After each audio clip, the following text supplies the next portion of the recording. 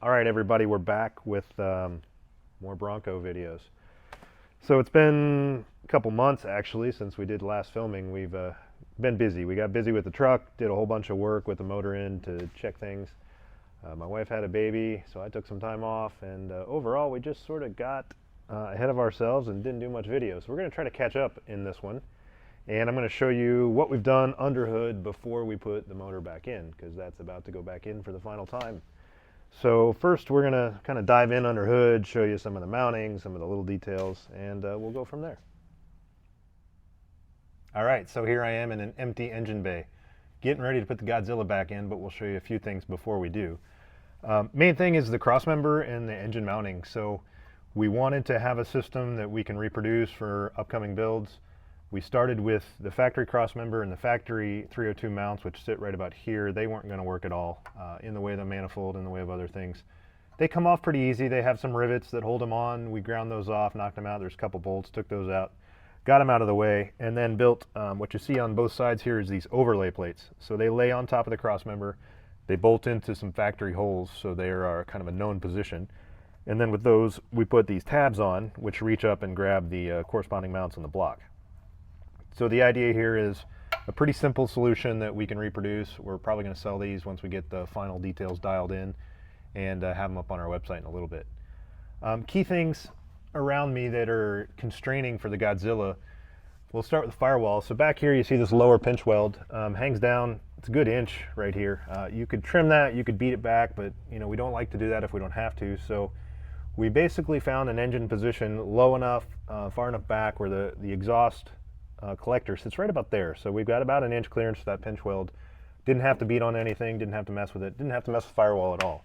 So that was one of our early challenges. The other is the oil pan. So you've got this deep well cross member, and the engine is a rear sump. So if you can envision the oil pan's coming back here, the oil pan curls down, and we basically have maintained a finger width of clearance off the top surface and off the back surface, and that really limited how low we could go with the motor. I would have liked to have it a little bit lower, but I didn't want to get into cutting this guy. I didn't want to get into custom oil pans or anything crazy like that. So this was another big constraint. And then on this particular truck, this tube right here is part of their auxiliary shock tower, and this guy was holding our right exhaust manifold from going any further outboard. So we've got about a finger width here between the manifold and the actual tube itself, so it's pretty tight. But that was kind of the happy place where the engine wanted to live. So this was one of the big jobs, was getting all this figured out, figuring, forward, backwards, up, down, left, right. It's kind of a three-dimensional puzzle you got to solve. We hang it off a gantry crane so we can kind of move it little by little until we get it locked into place. Once we have the engine about where we want it, we set up the transmission. So behind me, you can't really see it, but we've kept the stock crossmember. The TR4050 hangs back and sits about 1.5 inches above it, and we just kind of made a little pedestal which reaches up, grabs the mount on the 4050, and then bolts to the stock crossmember.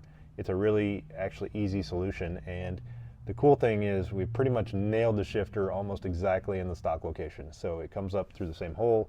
We're going to use a stock boot, stock tunnel cover, really kind of nice. And that was one of our goals in this setting, is balancing all these constraints and trying to get the trans in a place where we didn't have to do too much surgery on the tunnel, and we're pretty happy with it right now. The other thing on this truck that's happened since it came in is we switched to an Atlas transfer case. So we're putting a 4-speed Atlas in, which is going to be, it's a big job. We'll show you some of the sheet metal work. There was a lot of changes to the tunnel to fit that guy, but that's a separate project really, rather than just an average Godzilla swap in an OBS truck. So that's it for kind of the under hood fitting. I'll go around and I'll show you some of the, accessory components in a little bit later vid and show you the under hood details that take to fit one of these things. But overall, it's been not too bad. So pretty cool setup. And in just a minute, we're going to drop this engine right back in.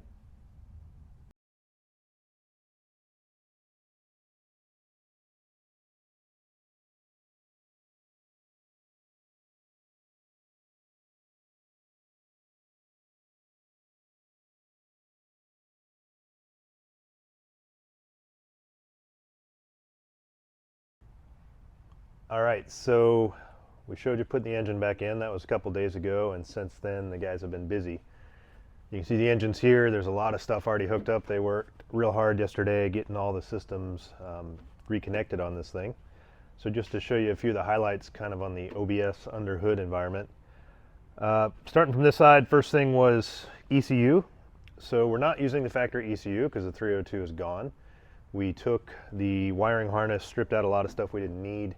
This truck also had different axles, as you saw in the intro. It's got like Dana 60 up front and a Ford 10.5 in the rear.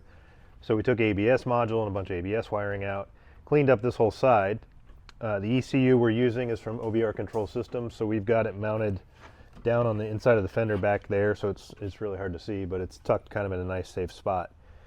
Now next to it we have a fuel pressure regulator. This is a typical Aeromotive aftermarket regulator. These trucks run 60 psi, so we decided to run all new fuel lines from the tank. We wanted to make sure the lines were good size. They're 3/8 now, feed and return. Nice adjustable fuel pressure regulator with gauge, so you can always diagnose if you get any operating issues. And this thing is connected to the engine just by a pretty simple, this is like a high quality, EFI fuel hose running straight across there, and the return goes back to tank on a hard line down on the frame rail. This truck, couple unique things, it's got a ARB pump here for the lockers, so we remounted that. This whole assembly is kind of a factory big bracket, so we kind of basically added onto it, put a few little extra platforms to hold like this compressor that used to sit over here. We moved a few things around. You can see the air filter here is basically in a stock location. We added a couple little braces, and of course this is a fabricated pipe we made to carry the air from the filter over to the throttle body. You're probably looking at this funny thing wondering what it is. So the real challenge on this truck is hood clearance. The intake manifold throttle body position on these Godzillas is kind of weird. It points up. That is a Ford thing because they got lots of room under the hood of the new trucks. We would normally put an elbow, but on this truck, if you put just a regular 90-degree elbow, it pokes up too high and it hits the hood. So I went out and got one of these, which I know is a Cobra head. So from my days doing turbocharger design and development, we used to use these a lot as turbo inlets. And this funny shape actually is a pretty interesting design because it has kind of this exploded, wide section where it curls and has this tight radius underneath the bend. It actually flows pretty much just as well as a standard 90, although it looks a little weird. But the nice thing is it's sucked in tight, so you get kind of a tighter radius bend. With equivalent flow, it has pretty good distribution of airflow across the throttle body. So it's a really nice solution in terms of not wanting to kind of re-engineer the whole under hood. Now, if you're building a Godzilla, there are going to be other options. Ford is releasing an intake with a straightforward throttle body position. So that would be something you might want to take a look at. The challenge with that is you won't be able to run a mechanical fan like we're doing right here because your throttle body will end up pointing right at your fan blades.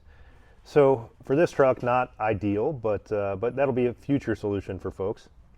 Speaking of the fan, this customer asked for a mechanical fan specifically. So we do electrics in some, we do mechanicals in some. Mechanical is nice for off-roading, lots of low-speed airflow. The challenge is, of course, building a shroud because your motor's in a different position with a whole new kind of arrangement between the fan and the engine and the radiator. So this is the stock radiator out of kind of the 351, 460 trucks. We wanted to try to keep things simple, but we custom built the shroud, kind of drew it up in CAD, made the box, and then took the ring, welded the ring on, powder coated the whole thing so it looks nice. So we're using mechanical fan, which meant, keeping this throttle body position, doing this Cobra head, so it all kind of flows together. There's about an inch clearance to the hood right there. It's tight, but the way the hood bows up, it all works together. Coming across, things you can see right now, upper hose is simple. It's a piece of pipe with two silicone 90-degree ends, one transitioning down because this is 1 3/4 and the engine's 1.5 inches. And just kind of using some gates, power grip clamps. We like those. They don't come loose. They don't leak. Really nice, simple setup. Water hoses for the heater are pretty much just like any stock engine, although you got to reduce down. The Godzilla has this really big 1-inch hose and then this 3/4, so we got to neck those down to get back to the firewall where it's 5/8. We're working on AC lines now. They're partially done. So you can see we've crimped our own fittings. We had to kind of make custom AC lines to fit with our compressor, but buttoning that up today. Most of the wiring is back on. Most of the plumbing is done. We've got to add in a few more little things like the power steering reservoir and then bleed the power steering system. We got to finish the AC lines. Obviously you can see the battery's not in at the moment, but we're getting real close to firing this thing up. So next up we will cover some of the final details around the trans and the shifters. especially in this truck. It's a unique setup with the Atlas 4-speed. And then it'll be time to turn the key and start the thing up. So stay tuned.